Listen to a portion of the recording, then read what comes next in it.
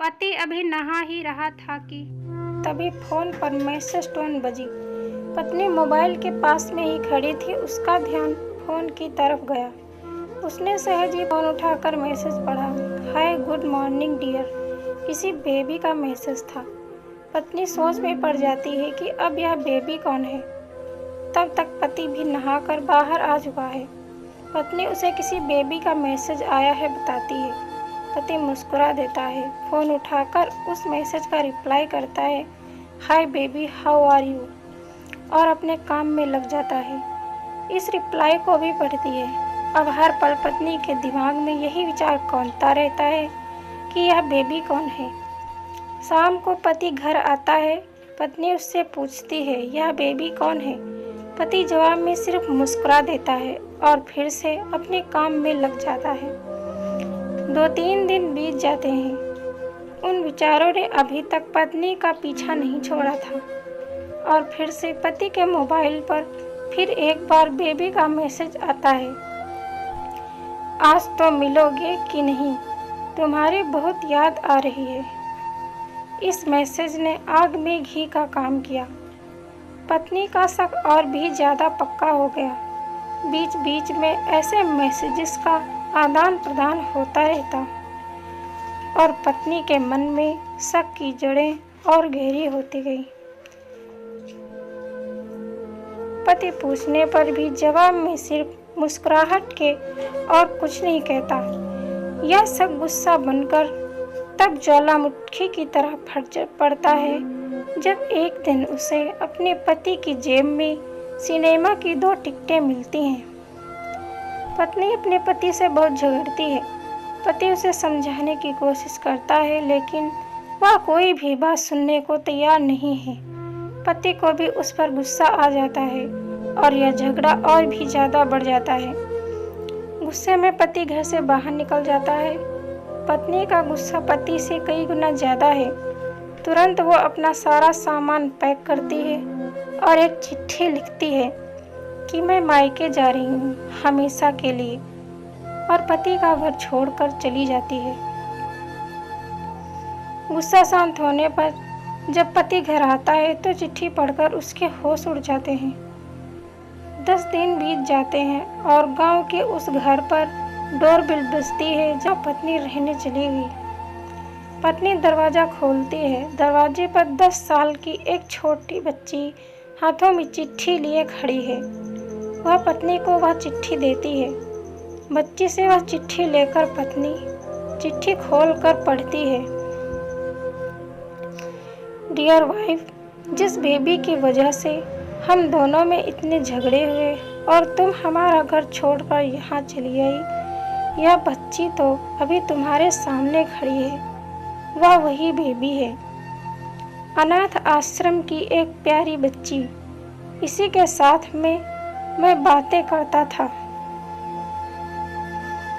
Cinema जाता था। पहली बार जब तुमने बेबी के बारे में पूछा था तो मैंने जानबूझकर तुम्हें नहीं बताया था। सोचा था थोड़ा मजाक करता हूँ, देखता हूँ तुम कैसे रिएक्ट करती हो, लेकिन मैंने यह कभी नहीं सोचा था कि तुम्हारा शक इतना बढ़ जाएगा कि तुम घर छोड़कर चल दोगी। हाँ, सबसे ज़रूरी बात, यह तो बेबी है, वह किसी और की नहीं बल्कि तुम्हारी ही बेटी है। रुको, अपने आप को संभालो और आगे की बात ध्यान से पढ़ो। हमारी शादी के 2 साल पहले की बात है। तुम अपने कॉलेज के लास्ट ईयर में थी।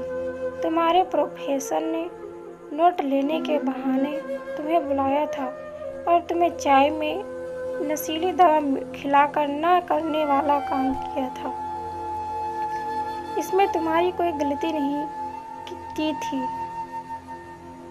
कुदरत ने अपना काम किया और तुम्हारे पेट में इस बेबी को डाल दिया।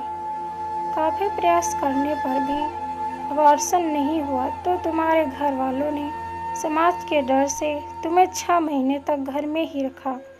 तुम्हारे पिताजी खुद एक डॉक्टर हैं, इसलिए यह बिना मांगा बच्चा बड़ी आसानी से बिना किसी को कानों कान खबर हुए इस दुनिया में आया। भविष्य में तुम्हारी शादीशुदा जिंदगी में कोई प्रॉब्लम ना हो, इसलिए तुम्हारे पिता ने इस बच्चे को गांव के एक अनाथ आश्रम में छोड़ दिया। यह बच्चा मतलब यही बेबी जो अभी तुम्हारे सामने खड़ी है। अगर अभी भी विश्वास नहीं हो रहा है तो इस बच्ची के गाल का वो तिल देख लो जो शायद तुमने उसे आखिरी बार रोते हुए देखा होगा, या फिर अपने पिताजी से पूछ लो। पत्नी जल्दी से उस बच्ची को पास में लेकर उसके गालों का तिल देखती है। उसका मन भर आता है, उसकी आंखों में आंसू आ जाते हैं, लेकिन अभी भी चिट्ठी बाकी है, इसलिए वह आगे बढ़ती है। मुझे पता है अभी भी तुम्हारे मन में यह सवाल उठ रहा होगा कि यह सब मुझे कैसे पता।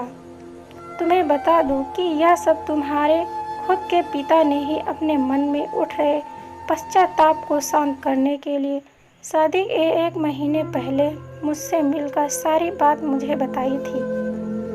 उन्होंने यह भी कहा था कि अगर मैं चाहूँ तो शादी से इनकार कर सकता हूँ। मैं स्वीकार किया क्योंकि इस पूरी घटना में तुम्हारी कोई भी गलती नहीं थी और हमारी शादी हो गई। तुमने मुझे बहुत प्यार दिया, लेकिन तुम्हारे पिता से बेबी के बारे में जानने के बाद मैं उससे मिले बिना रह नहीं पाया। मैं बीच बीच में उससे मिलता था। उससे मिलना, उसके साथ समय बिताना मुझे अच्छा लगता था।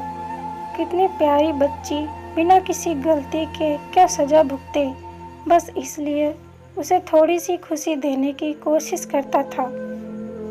बस मुझे इतना ही कहना था। अब अगर तुम फिर से घर आकर मेरे साथ रहना चाहो तब और सिर्फ तभी गैलरी में आ जाओ। तुम्हारा और सिर्फ तुम्हारा डियर पति। बिना एक क्षण की देरी के पत्नी दौड़कर गैलरी में पहुंची और रास्ते पर उसका पति एल खड़ा था। उसके चेहरे पर मुस्कान की, पत्नी की आंखों में आंसू के पूर।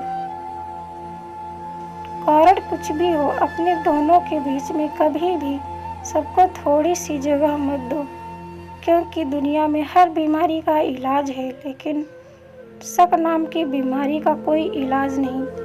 मन शांत रखो, जो भी मन में आए एक दूसरे को बताओ। तो दोस्तों, यह थी हमारी आज की कहानी। अगर यह कहानी आपको पसंद आई है तो कृपया इसे लाइक करें और ऐसी और कहानियाँ सुनने के लिए हमारे चैनल को सब्सक्राइब करें। यह कहानी आपको कैसी लगी, कहानी पर अपनी राय देने के लिए कमेंट करें।